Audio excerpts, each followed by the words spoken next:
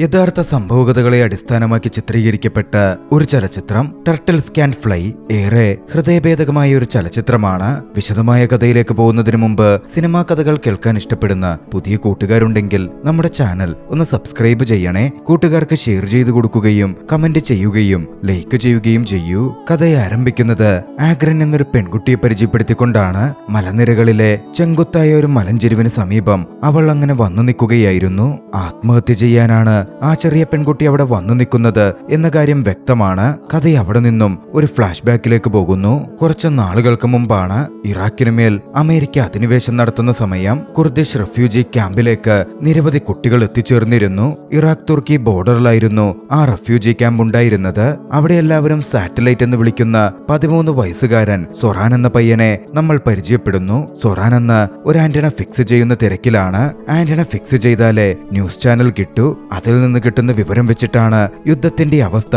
ആ അഭയാർത്ഥി ക്യാമ്പിൽ തടിച്ചുകൂടിയിരിക്കുന്ന ഗ്രാമവാസികളെ അറിയിക്കാൻ അന്ന് ആന്റിന തയ്യാറാക്കുന്ന തിരക്കിലായിരുന്ന സാറ്റലൈറ്റിന്റെ അടുത്തേക്ക് കുറച്ചു ദിവസങ്ങളായി അങ്ങോട്ടേക്ക് എത്തിയ ആഗ്രൻ കടന്നു വന്നു. സാറ്റലൈറ്റിനടുത്ത് നീളത്തിലുള്ള കയറുണ്ടോ എന്ന് ചോദിച്ചു. ആഗ്രന്റെ പുറത്ത് അപ്പോൾ ഒരു ചെറിയ കുട്ടിയുണ്ടായിരുന്നു. റിഗ എന്നാണ് ആ കുട്ടിയെ അവർ വിളിച്ചിരുന്നത്. ആഗ്രനെ കണ്ട മാത്രയിൽ സാറ്റലൈറ്റിന് അവളോട് പ്രണയം തോന്നി. സാറ്റലൈറ്റ് വേഗത്തിൽ ഒരു കയറ് സംഘടിപ്പിച്ച് അവൾക്ക് കൊടുത്തു. ആ ഒരു അഭയാർത്ഥി ഗ്രാമത്തിൽ സാധാരണ അനലോഗ് ആന്റിന മാത്രമായിരുന്നു ഉണ്ടായിരുന്നത്. ഡിഷുകളൊന്നും ഇല്ലാത്തതുകൊണ്ട് നിരവധി ചാനലുകൾ കിട്ടില്ല. ഇതെല്ലാം ശരിയാക്കുന്നതാകട്ടെ സാറ്റലൈറ്റുമാണ്. അതുകൊണ്ട് തന്നെ സാറ്റലൈറ്റ് അവിടുത്തെ ബഹുഭൂരിപക്ഷം വരുന്ന അഭയാർത്ഥി കുട്ടികൾക്കും, എന്തിനേറെ പറയുന്നു മുതിർന്നവർക്കും, ഒരു ഹീറോ തന്നെയായിരുന്നു. കൂടുതൽ വാർത്ത അറിയണമെങ്കിൽ ഡിഷ് ആന്റിന വേണം. അത് വാങ്ങുവാനായി അടുത്ത ദിവസം അടുത്തുള്ള നഗരത്തിലേക്ക് സാറ്റലൈറ്റ് പുറപ്പെട്ടു. കയ്യിൽ കുറച്ച് പണമുണ്ട്. അതുപയോഗിച്ച് കച്ചവടക്കാരനുമായി അവൻ മാർക്കറ്റിലെത്തി വിലപേശൽ നടത്തി. പക്ഷെ ആ പണം തികയില്ല. ഒടുവിൽ ഒരു റേഡിയോ കൈമാറ്റം ചെയ്ത് ഡിഷ് ആന്റിന വാങ്ങി അവൻ തിരികെ പോന്നു. കഥ അവിടെ നിന്നും കൈകളില്ലാത്ത മറ്റൊരു പയ്യനിലേക്ക് തിരിയുന്നു. ആഗ്രന്റെ സഹോദരനാണ് അവൻ. യുദ്ധസമയത്ത് അവിടെ പല ഭാഗങ്ങളിലായി ലാൻഡ് മൈനുകൾ സ്ഥാപിക്കപ്പെട്ടിരുന്നു. പൊട്ടിത്തെറിക്കാത്തതും ഉപേക്ഷിക്കപ്പെട്ടതുമായ ലാൻഡ് മൈനുകൾ കൃത്യമായി എടുത്ത് സുരക്ഷിതമായി അത് സംരക്ഷിച്ച് വിൽപ്പന നടത്തിയാണ് അഭയാർത്ഥി കുട്ടികൾ പണം കണ്ടെത്തിയിരുന്നത്. ആഗ്രന്റെ സഹോദരനും നിലവിൽ അതാണ് ചെയ്തുകൊണ്ടിരിക്കുന്നത്. ഇരുകൈകളുമില്ലാത്ത അവൻ വായ കൊണ്ട് ലാൻഡ് മൈൻ നിർവീര്യമാക്കി എടുക്കുന്ന സമയത്ത് ആഗ്രൻ ഭയപ്പാടോടെ തൊട്ടടുത്തിരിക്കുന്നുണ്ടായിരുന്നു. പിന്നാലെയാണ് സാറ്റലൈറ്റ് അങ്ങോട്ടേക്ക് വന്നത്. അവിടെ ഉണ്ടായിരുന്ന ഒരു പയ്യൻ സാറ്റലൈറ്റിനടുക്കൽ പരാതി പറഞ്ഞു.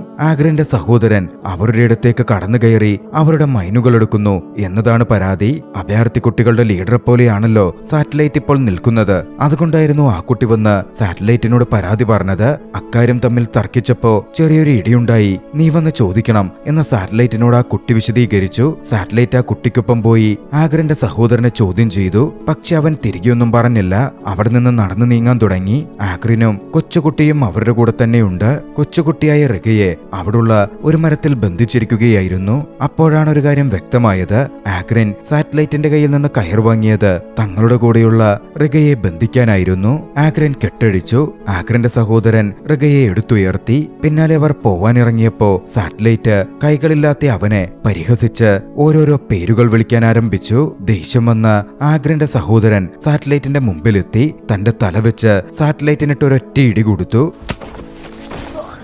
സാറ്റലൈറ്റ് താഴെ വീണിരുന്നു. അവിടെ ഉണ്ടായിരുന്ന കുട്ടികളൊക്കെ സാറ്റലൈറ്റിന് ചുറ്റും തടിച്ചുകൂടി. ഇതൊന്നും മൈൻഡ് പോലും ചെയ്യാത്ത രീതിയിൽ ആഗ്രനെയും കൂട്ടി റിഗയെയും എടുത്ത് സഹോദരൻ അവിടെ നിന്ന് നീങ്ങി. സാറ്റലൈറ്റ് ആകട്ടെ അവരെ ചീത്ത വിളിച്ചുകൊണ്ടേയിരിക്കുന്നുണ്ടായിരുന്നു. അടുത്ത ദിവസം ഡിഷ് ആന്റിന പൂർണ്ണമായി സെറ്റ് ചെയ്ത് കുട്ടികളുടെ സഹായത്തോടെ സാറ്റലൈറ്റ് അവിടെയുള്ള ഒരു ബിൽഡിങ്ങിന്റെ മുകളിൽ എത്തിച്ചു. അതിന്റെ ബാക്കി കാര്യങ്ങൾ ചെയ്യാൻ തുടങ്ങി. അപ്പോഴേക്കും ന്യൂസും മറ്റും അറിയുവാൻ ഗ്രാമത്തിലുള്ളവർ തടിച്ചെത്തിയിരുന്നു. സാറ്റലൈറ്റിന്റെ അസിസ്റ്റന്റായുള്ള ഒരു കുട്ടി സാറ്റലൈറ്റിനടുക്കൽ വിവരം പറഞ്ഞു. വൈകാതെ സാറ്റലൈറ്റ് മറുപടി കൊടുത്തു. എല്ലാം ശരിയാവുന്നേയുള്ളൂ. ശരിയായി കഴിയുമ്പോ പള്ളി മൈക്കിലൂടെ എന്തുണ്ടെങ്കിലും ഞാനത് അനൗൺസ് ചെയ്യാം. നിങ്ങളാരും ഇവിടെ നിൽക്കണമെന്നില്ല. അത് കേട്ടതും ഗ്രാമത്തിലുള്ളവർ മടങ്ങിപ്പോയി. വൈകാതെ ചാനലൊക്കെ റെഡിയായി. സാറ്റലൈറ്റ് TV ചാനൽ മാറ്റി വാർത്താ ചാനൽ കണ്ട് വിവരങ്ങൾ ഗ്രാമത്തലവന്മാർക്ക് കൈമാറി. കൂട്ടത്തിൽ കുറച്ചെങ്കിലും ഇംഗ്ലീഷ് അറിയാവുന്നത് സാറ്റലൈറ്റിന് മാത്രമാണ്. പട്ടാളക്കാർ അതിക്രമിച്ച് കയറിയപ്പോ ആദ്യഘട്ടത്തിൽ അവരുമായി സംസാരിച്ച് പഠിച്ചതായിരുന്നു അത്. അന്ന് രാത്രിയിൽ തങ്ങളുടെ ടെന്റിൽ ആഗ്രിനും സഹോദരനും ഉറങ്ങുകയായിരുന്നു.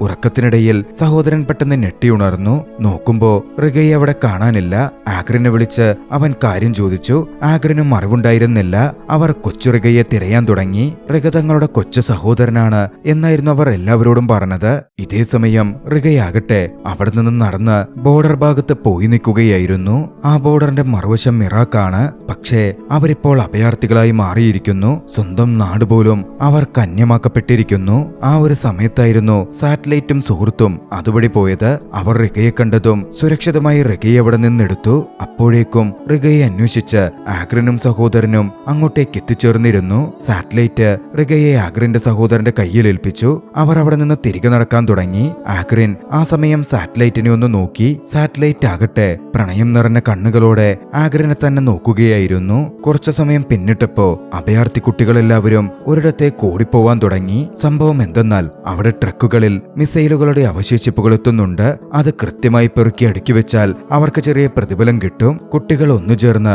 മിസൈൽ അവശിഷ്ടങ്ങൾ അടുക്കിപ്പെറുക്കാനും മറ്റും ആരംഭിച്ചു. ഇതൊക്കെ നോക്കിക്കണ്ട് ആഗ്രിനും അവിടെ ഉണ്ടായിരുന്നു. ആഗ്രിന് പക്ഷെ ആ മിസൈൽ ഭാഗങ്ങൾ കണ്ടപ്പോൾ ദുഃഖം സഹിക്കാൻ പറ്റിയില്ല. അവളുടെ പാരന്റ്സ് കൊല്ലപ്പെട്ടത് ഇത്തരത്തിലുള്ള ഒരു മിസൈൽ കാരണമാണ്. ഇതേസമയം റിഗയാകട്ടെ മിസൈൽ അവശേഷിപ്പുകൾ അടുക്കി വെച്ചെടുത്തുകൂടെ നടക്കുകയായിരുന്നു. അമ്മയെ വിളിച്ചുകൊണ്ടാണ് അവന്റെ നടപ്പ്. ആഗ്രിൻ ആ വിളി കേട്ടിരുന്നു. പക്ഷെ അവൾ അങ്ങോട്ടേക്ക് എഴുന്നേറ്റ് ചെന്നില്ല. എന്തുകൊണ്ടോ ആഗ്രിൻ ആ കുട്ടിയോട് വെറുപ്പായിരുന്നു. അടുത്ത ദിവസം പുലർച്ചെ അഭയാർത്ഥി കുട്ടികളുടെ യോഗം സാറ്റലൈറ്റ് വിളിച്ചു വരുത്തി. അന്ന് കുട്ടികളെ പല ടീമുകളാക്കി തിരിച്ച് ഓരോരുത്തർക്കും സാറ്റലൈറ്റ് ഓരോ ജോലി കൊടുത്തു. ചിലരെ മൈൻ തുരന്നെടുക്കാൻ വേണ്ടി സാറ്റലൈറ്റ് പറഞ്ഞു വിട്ടു. മറ്റുള്ളവർക്ക് ഫീൽഡിലെ പണിയും. ആ സമയമാണ് അതുവഴി ആഗ്രിൻ കടന്നുപോയത്.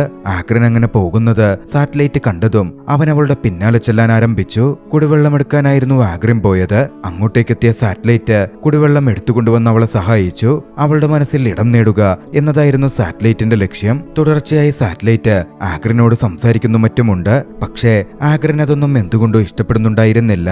അപ്പോഴേക്കും അവർ അവിടുള്ള ഒരു ലേക്കിന് സമീപം എത്തിയിരുന്നു. സാറ്റലൈറ്റിനെ ഒഴിവാക്കാൻ അതാണ് വഴിയെന്ന് ചിന്തിച്ച ആഗ്രിൻ അവനോട് ആ കുളത്തിൽ ചാടി തനിക്കൊരു മീൻ പിടിച്ചു തരാൻ പറഞ്ഞു. കേൾക്കേണ്ട താമസം സാറ്റലൈറ്റ് കുളത്തിലേക്ക് എടുത്തു ചാടി. ആഗ്രിനാകട്ടെ കിട്ടിയ അവസരം മുതലെടുത്ത് വെള്ളവുമായി അവിടെ നിന്ന് നടന്നു നീങ്ങി. അന്ന് രാത്രിയിൽ ആഗ്രിനും സഹോദരനും റിഗയും കിടന്നുറങ്ങുകയാണ്. ഇത്തവണ സഹോദരൻ കുട്ടിയെ തന്നോട് ചേർത്ത് കിടത്തിയിരുന്നു. ആഗ്രിൻ സഹോദരനോട് ചോദിച്ചു, നമുക്ക് എപ്പോഴാ ഇവിടുന്ന് പോവാൻ പറ്റുക? അതൊന്നും എനിക്കറിയില്ല. നീ ആദ്യം റിഗയെ സ്നേഹിക്കാൻ നോക്ക്. ആഗ്രിൻ ആ കുട്ടിയോട് വെറുപ്പാണെന്നും അവൾക്ക് അവനെ ഇഷ്ടപ്പെടാൻ സാധിക്കില്ലെന്നും സഹോദരൻ അറിയാമായിരുന്നു. ആഗ്രിന് പെട്ടെന്ന് പല്ലുവേദനിക്കാൻ തുടങ്ങി. സഹോദരൻ ചില പൊടിക്കൈകൾ ചെയ്തു കൊടുത്തു. പക്ഷേ കുറച്ചു കഴിഞ്ഞ് കിടന്നപ്പോ സഹോദരൻ റിഗയെ തങ്ങൾക്കിടയിൽ കിടത്തിയതും ആഗ്രിന് വല്ലാത്ത ദേഷ്യം വന്നു. എന്തൊക്കെയോ ചിന്തകൾ അവളുടെ ഉള്ളിലേക്ക് ഓടി വന്നു. രാത്രിയായതും അവിടുണ്ടായിരുന്ന ഒരു കന്നാസും മണ്ണെണ്ണയും എടുത്ത് അടുത്തുള്ള കുളത്തിന്റെ ഭാഗത്തേക്ക് അവൾ നടന്നു ചെന്നു. അതിലേക്ക് ഇറങ്ങി നിന്ന് മണ്ണെണ്ണ ശരീരത്തിലേക്ക് ഒഴിച്ച് തീ കൊളുത്തി മരിക്കാൻ അവൾ ശ്രമം നടത്താൻ ആരംഭിച്ചു. പെട്ടെന്നായിരുന്നു അവളുടെ തോന്നലിൽ റിഗ കരയിൽ വന്ന് നിൽക്കുന്നതായും തന്നെ വിളിക്കുന്നതായും തോന്നിയത്. ദീദി ഇങ്ങോട്ടേക്ക് വാ, എന്റെ കൂടെ നിൽക്ക് എന്ന് പറയുന്ന പോലായിരുന്നു അവൾക്ക് തോന്നിയത്. ആഗ്രിനും ഒരു ചെറിയ പെൺകുട്ടിയാണല്ലോ. എത്രയൊക്കെ വെറുത്താലും അവളുടെ ഉള്ളിലും സ്നേഹവും ഒരു നിഷ്കളങ്കതയുമുണ്ട്. അവൾ തന്റെ ആത്മഹത്യാശ്രമം ഉപേക്ഷിച്ച് തിരിച്ചു കയറി. തിരികെ ടെന്റിലെത്തിയ അവൾ റിഗയെ കെട്ടിപ്പിടിച്ചു കിടന്നു. അടുത്ത ദിവസം ഞെട്ടിക്കുന്നൊരു സംഭവമുണ്ടായി. കൊച്ചുകുട്ടിയുടെ വായിൽ നിന്നും മൂക്കിൽ നിന്നുമൊക്കെ രക്തം വരുന്നു. റിഗയെയും എടുത്തുകൊണ്ട് ആഗ്രിന്റെ സഹോദരൻ ഡോക്ടറെ കാണാൻ പുറപ്പെട്ടു. ആഗ്രിനും സഹോദരന്റെ പിന്നാലെ നടന്നു ചെല്ലുന്നുണ്ടായിരുന്നു. പോകുന്ന വഴിക്കാണ് സാറ്റലൈറ്റും കൂട്ടുകാരനും അതുവഴി സൈക്കിളിൽ വന്നത്. ആഗ്രിന്റെ സഹോദരനെ കണ്ടതും സഹായിക്കാനെന്ന് പറഞ്ഞ് സാറ്റലൈറ്റ് അവന്റെ അടുത്തേക്ക് ചെന്നു. ശേഷം അവന്റെ കൂടെ ഡോക്ടറിനടുത്തേക്ക് പോയി. മറുവശത്ത് ആഗ്രിനാകട്ടെ നടന്നു ചെന്നത് അവിടുത്തെ ചെങ്കുത്തായ മലഞ്ചെരുവിലേക്കായിരുന്നു. അവിടെ നിൽക്കുമ്പോ അവളുടെ ഉള്ളിലൂടെ ഭീതിപ്പെടുത്തുന്ന പഴയകാല ഓർമ്മകൾ കടന്നുപോയി. യുദ്ധം കൊടുമ്പിരികൊണ്ട കാലത്തായിരുന്നു. കുറെ പട്ടാളക്കാർ കടന്നുവന്ന് മോഷണവും മറ്റും ആരംഭിച്ചു. അതിൽ ലോക്കൽ സോൾജേഴ്സ് ഒക്കെയായിരുന്നു കൂടുതൽ. അവർ അവിടെയുള്ള പെണ്ണുങ്ങളെ കടന്നുപിടിച്ചു, പീഡിപ്പിച്ചു. കുട്ടികളാണെന്ന് പോലും നോക്കാതെ പലരും പലരെയും ഉപഭോഗ വസ്തുവായി കണ്ട് ഉപദ്രവിക്കുകയും പീഡിപ്പിക്കുകയും ചെയ്യുന്നുണ്ടായിരുന്നു. ആ കൂട്ടത്തിൽ ഒരാളായി ആഗ്രിനും പെട്ടുപോയിരുന്നു. അന്ന് നടന്ന ആക്രമണങ്ങളിലാണ് ആഗ്രിന്റെ സഹോദരന്റെ കൈകളും നഷ്ടപ്പെട്ടത്. അന്നത്തെ പീഡനത്തിൽ ആഗ്രിന് ജനിച്ച കുട്ടിയായിരുന്നു ആഗ്രിന്റെയും അമ്മയുടെയും സഹോദരന്റെയും കൂടെയുണ്ടായിരുന്ന റേഖ ഇളയ സഹോദരൻ എന്നവർ എല്ലാവരോടും പറഞ്ഞെങ്കിലും അന്ന് കൂട്ടബലാത്സംഗത്തിനിരയായപ്പോൾ ആഗ്രിന്റെ ഉള്ളിൽ ആ പട്ടാളക്കാർ ആരോ നിക്ഷേപിച്ച വിത്ത് വളർന്ന് ഒരു ചെടിയായി മാറിയതായിരുന്നു. ആ കുട്ടി തന്റെ ജീവിതം നശിപ്പിച്ചവന്റെ രക്തമാണ് കുട്ടിയായി പിറന്ന മുമ്പിലുള്ളത് എന്ന് ആഗ്രിന് കൃത്യമായിട്ടറിയാം. ആ കുട്ടിയെ കാണുമ്പോൾ പഴയകാല ഓർമ്മകൾ, അതിന്റെ ട്രോമകളാണ് ആഗ്രിനിൽ വന്നു നിറയുന്നത്. മറുവശത്തെ സാറ്റലൈറ്റ് ആഗ്രിന്റെ സഹോദരനുമായി റിഗയുമായി ഡോക്ടറുടെ അടുത്തേക്ക് വേഗത്തിൽ സൈക്കിൾ ചവിട്ടി. അധികം വൈകാതെ അവർ തിരികെ വന്നിരുന്നു. അടുത്ത ദിവസം ഒരു വാർത്തയുമായി സാറ്റലൈറ്റ് ജനങ്ങൾക്കിടയിലേക്ക് ഓടിയെത്തി. യുദ്ധമുഖം മുന്നിട്ട് അവരുടെ അതിർത്തി വരെ എത്തി നിൽക്കുന്നു. അമേരിക്കൻ പട്ടാളം എപ്പോൾ വേണമെങ്കിലും അവിടെയും ആക്രമണം നടത്താം. വൈകാതെ പള്ളിയിലെ മൈക്കിലൂടെ അത് വിളിച്ചു പറയപ്പെട്ടതും ജനങ്ങളെല്ലാവരും അടുത്തുള്ള മലമുകളിലേക്ക് അഭയസ്ഥാനം നോക്കി ഓടി. ഇതേ സമയം ആഗ്രിനും സഹോദരനും റിഗയും അവിടെ നിന്ന് പോയിരുന്നില്ല. സാറ്റലൈറ്റ് എത്തി. എന്താ നിങ്ങൾ പോവാത്തത് എന്ന് മുട്ടിൽ ചോദിച്ചു. ആഗ്രിന്റെ സഹോദരൻ മിണ്ടാതിരുന്നതേയുള്ളൂ. ഇതേ സമയം അവിടെ ഉണ്ടായിരുന്ന റിഗയാകട്ടെ തന്റെ കയ്യിലുണ്ടായിരുന്ന ബേബി ടർട്ടിൽസിനെ വെച്ച് കളിക്കുകയായിരുന്നു. ആ ആമക്കുഞ്ഞുങ്ങളെ അവിടെ കുത്തിയ ചെറിയ കുഴിയിൽ നിറഞ്ഞിരുന്ന വെള്ളത്തിലേക്ക് അവനിട്ടു. ഈ സമയം അങ്ങോട്ടേക്ക് 2 ഹെലികോപ്റ്ററുകൾ പറന്നു വന്നു. ജനങ്ങൾ പരിഭ്രാന്തരായിരുന്നു. പക്ഷെ ആ ഹെലികോപ്റ്ററിൽ നിന്ന് കുറെ നോട്ടീസുകൾ വിതരണം ചെയ്യപ്പെട്ടു. ആ നോട്ടീസിൽ പറഞ്ഞിരുന്നത് യുദ്ധം മുറുകി വരുന്നു, അവരോടും പോരാടാൻ ഇറങ്ങാൻ പാകത്തിനായിരുന്നു. സദ്ദാം ഹുസൈന്റെ സന്ദേശമാണ്. യുദ്ധമുഖം അടുത്തടുത്ത് വന്ന് കുട്ടികൾ ലാൻഡ് മൈനുകൾ വീണ്ടെടുത്തിരുന്ന ആയിടത്തിന്റെ പരിസരം വരെ എത്തിയിരുന്നു. യുദ്ധത്തിൽ പങ്കുചേരണം. കുട്ടികൾക്കിടയിലും ഒരു ആവേശമുണർന്നു. അവരെടുത്ത ലാൻഡ് മൈനുകളുമായി സാറ്റലൈറ്റ് അടുത്തുള്ള ആയുധച്ചന്തയിലേക്ക് ചെന്നു. മൈൻ കൊടുത്ത് പകരം തോക്കുകൾ സാറ്റലൈറ്റ് വാങ്ങി. പിന്നാലെ കുട്ടികൾക്കൊപ്പം അതുമായി അവൻ വില്ലേജിലേക്ക് എത്തി. രാത്രിയിൽ ആഗ്രിനും സഹോദരനും കുട്ടിയും ഇരുന്ന് ഭക്ഷണം കഴിക്കുകയാണ്. ആഗ്രിൻ സഹോദരനോട് ചോദിച്ചു, നമ്മളെപ്പോഴാ ഇവിടം വിട്ടു പോകുന്നത്? സഹോദരൻ പറഞ്ഞു, റിഗക്ക് സുഖപ്പെടട്ടെ, 1-2 ദിവസം എടുക്കും. അത് കഴിഞ്ഞ് നമുക്ക് വേഗം ഇവിടെ നിന്ന് പോകാം. നമ്മൾ മാത്രമേ പോകുന്നുള്ളൂ, ഇവനെ കൊണ്ടുപോകുന്നില്ല. ഇനി ഇവനെ കൊണ്ടുപോകാനാണ് നിന്റെ ഉദ്ദേശമെങ്കിൽ ഞാൻ നിന്റെ കൂടെ വരില്ല.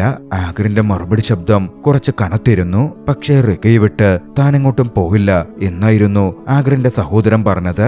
അത് ആഗ്രിനെ അത്യാവശ്യം നല്ല രീതിയിൽ ചൊടിപ്പിച്ചിരുന്നു. ദേഷ്യത്തിൽ അവൾ എഴുന്നേറ്റ് പോയി ഉറങ്ങാൻ കിടന്നു.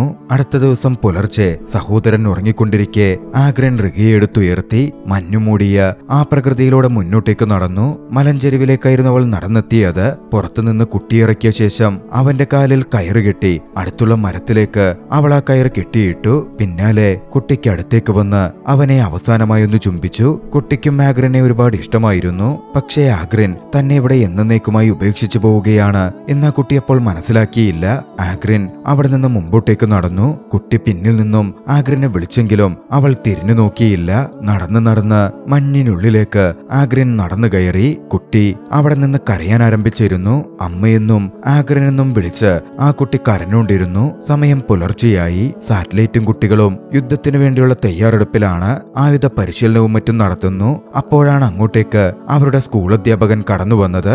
ഇന്ന് പഠിക്കുന്നില്ലേ എന്ന മട്ടിൽ അധ്യാപകൻ ചോദിച്ചതും സാറ്റലൈറ്റ് വിളിച്ചു പറഞ്ഞു, ഇപ്പോ യുദ്ധം ചെയ്യാനാണ് പഠിക്കേണ്ടത്, അല്ലാതെ കണക്ക് പഠിച്ചിട്ട് പ്രത്യേകിച്ച് കാര്യമൊന്നുമില്ലല്ലോ. ആ സമയമാണ് അങ്ങോട്ടേക്ക് ഗ്രാമത്തിലെ ഒരു പയ്യൻ ഓടി വന്നത്. സാറ്റലൈറ്റിനെ വിളിച്ചവൻ മലഞ്ചെരുവിൽ കെട്ടിയിട്ടിരിക്കുന്ന റിഗയുടെ കാര്യം പറഞ്ഞു. കേട്ടപാതി സാറ്റലൈറ്റ് അങ്ങോട്ടേക്ക് ഓടി. ആ മലഞ്ചെരിവ് ഉണ്ടായിരുന്നതാകട്ടെ മൈനുകൾ നിറഞ്ഞു നിന്ന് അവർ മൈനുകൾ കുഴിച്ചെടുക്കുന്ന അതേ ഫീൽഡിലായിരുന്നു. വിവരമറിഞ്ഞതും സാറ്റലൈറ്റിന്റെ കൂടെ മറ്റു കുട്ടികളും അങ്ങോട്ടേക്ക് പാഞ്ഞെത്തി. കുട്ടി അവിടെ നിന്ന് നീങ്ങി ഏതെങ്കിലും മൈനിൽ ചവിട്ടിയാൽ വലിയ അപകടം തന്നെ സംഭവിക്കും. കുട്ടി അങ്ങോട്ടേക്കും ഇങ്ങോട്ടേക്കുമൊക്കെ നീങ്ങുന്നുണ്ടായിരുന്നു.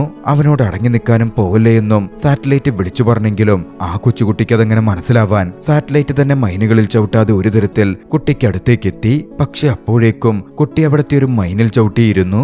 അത് പൊട്ടിത്തെറിക്കുന്നതിന് മുമ്പേ സാറ്റലൈറ്റ് അതിൽ ഇടപെട്ടു. കുട്ടിയെ രക്ഷപ്പെടുത്താൻ സാധിച്ചെങ്കിലും സാറ്റലൈറ്റിന് സാരമായി പരിക്കേറ്റിരുന്നു. സാറ്റലൈറ്റിന്റെ ഒരു കാലിനാണ് വലിയ തോതിൽ പരിക്കേറ്റത്. മറ്റു കുട്ടികൾ അവനെ കാണുവാനും ദുഃഖം പങ്കുവെക്കാനുമായി അങ്ങോട്ടേക്ക് എത്തി. പക്ഷേ സാറ്റലൈറ്റ് അവരെയൊക്കെ പറഞ്ഞയച്ചു. ആ സമയമാണ് സാറ്റലൈറ്റിന്റെ ബെസ്റ്റ് ഫ്രണ്ട് അങ്ങോട്ടേക്ക് വരുന്നത്. ന്യൂസിൽ നിന്ന് അവനൊരു വിവരം അറിഞ്ഞിരുന്നു. സദ്ദാം ഹുസൈൻ അറസ്റ്റ് ചെയ്യപ്പെട്ടു. യുദ്ധം അവസാനിക്കാൻ പോകുന്നു. സാറ്റലൈറ്റ് തന്റെ അസിസ്റ്റന്റും കൂട്ടുകാരനുമായ ആ പയ്യനോട് എത്രയും വേഗം പള്ളിയിലൂടെ അത് വിളിച്ചു പറയാൻ ആവശ്യപ്പെട്ടു. അവൻ അതിനായി ഓടി. വിവരമറിഞ്ഞതും അഭയാർത്ഥി ക്യാമ്പിലുണ്ടായിരുന്ന പലരും അവരവരുടെ വീടുകളിലേക്ക് മടങ്ങിത്തുടങ്ങി. ആഗ്രിൻ തിരികെ ടെന്റിലേക്ക് എത്തുമ്പോ അവൾ മലഞ്ചെരുവിൽ ഉപേക്ഷിച്ച റിഗ അവിടെയുണ്ട്. അവളുടെ സഹോദരൻ റിഗയുടെ അടുത്ത് കിടക്കുന്നു. അവൻ ഉറങ്ങുകയാണ്. ആഗ്രിന് വലിയ ദേഷ്യം തന്നെ വന്നു. ആഗ്രിൻ കുട്ടിയെ അവിടെ നിന്ന് എടുത്തുകൊണ്ടുപോയി. ഇത്തവണ അവൾ പോയത് അവിടുത്തെ ലേക്കിന്റെ അടുത്തേക്കായിരുന്നു. റോപ്പുമായി അവിടെ നിന്ന് അങ്ങോട്ടേക്കെത്തിയ അവൾ കുട്ടിയുടെ കാലിൽ ആ കയറ് കെട്ടി. മറുവശം കെട്ടിയതാകട്ടെ വലിയൊരു കല്ലിലായിരുന്നു. പിന്നാലെ ആ കല്ല് ആ ലേക്കിലേക്ക് ആഗ്രിൻ എടുത്തെറിഞ്ഞു. കല്ലിനൊപ്പം കുട്ടിയും താഴേക്ക് പതിച്ചു. ആ ലേക്കിന്റെ ആഴങ്ങളിൽ അവൻ ശ്വാസം കിട്ടാതെ പിടഞ്ഞു. അവന്റെ പോക്കറ്റിലുണ്ടായിരുന്ന ആമക്കുഞ്ഞുങ്ങളാകട്ടെ വെള്ളത്തിൽ വീണ് മുകളിലേക്ക് നീന്തിയുയർന്നു. പക്ഷേ അവന് മാത്രം നീന്താൻ പറ്റുന്നുണ്ടായിരുന്നില്ല. ആ ലേക്കിന്റെ ആഴം ആ കുട്ടിയുടെ ജീവനെടുത്തിരുന്നു. അടുത്ത ദിവസം പുലർച്ചെ റിഗയെ കാണാതെ ആഗ്രിന്റെ സഹോദരൻ അന്വേഷിക്കാൻ തുടങ്ങി. അഭയാർത്ഥി ക്യാമ്പ് തന്നെ ശൂന്യമായി തുടങ്ങിയിരുന്നു. എല്ലാവരും അവരവരുടെ വീടുകളിലേക്ക് മടങ്ങിക്കഴിഞ്ഞു. റിഗയെ വിളിച്ചുകൊണ്ടുള്ള ആഗ്രിന്റെ സഹോദരന്റെ ശബ്ദം എങ്ങും ഉയർന്നു കേട്ടു. ഒടുവിൽ ആ ലേക്കിന്റെ സമീപത്തേക്ക് അവനും എത്തി. സാറ്റലൈറ്റും ലേക്കിന്റെ സമീപം ഇരിക്കുന്നുണ്ടായിരുന്നു. സാറ്റലൈറ്റിന്റെ മുഖഭാവത്തിൽ നിന്നും കാര്യം മനസ്സിലാക്കിയ ആഗ്രിന്റെ സഹോദരൻ ലേക്കിലേക്ക് എടുത്തു ചാടി. അവസാനമായി റിഗയെ ഒന്ന് കാണണം. വെള്ളത്തിനടിയിലേക്ക് അവൻ നൂളിയിട്ടു. ഒടുവിൽ ഏറെ വേദനാജനകമായ ആ കാഴ്ച